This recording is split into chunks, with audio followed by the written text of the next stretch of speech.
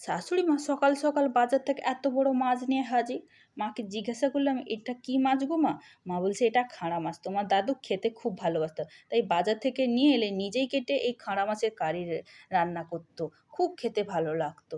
প্রথমে মাছটাকে কেটে ধুয়ে নিয়েছি, এবার নুন হলুদ মাখিয়ে একে একে ভেজে নিয়েছি। ভাজা হয়ে গেছে, এবার ওই শিলনোড়ায় সর্ষে আর পোস্ত আদা বিটিয়ে নিয়েছি, বাটা হয়ে গেছে। কড়াইতে তেল দিয়ে কালো জিরে ফোড়ন দিয়ে আদা দিয়ে পরিমতো লঙ্কা হলুদ দিয়ে দিয়েছি। এবার টমেটো কুচিগুলো দিয়ে দিয়েছি। এবার পোস্ত আর সর্ষে বাটাটা দিয়ে দিলাম।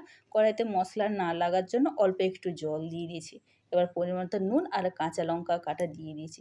মশলা থেকে যখন তেল বেরিয়ে আসবে, মশলা হয়ে গেছে, এবার পরিমতন জল দিয়ে ঢাকা দেব। জলগুলো যখন ফুটে আসবে, একে একে মাছগুলো ছেড়ে দিব। 2 মিনিট ফোটানোর পর উপর থেকে সর্ষের তেল ছড়িয়ে দিব। তৈরি হয়ে যাবে খাঁড়া মাছের কারি।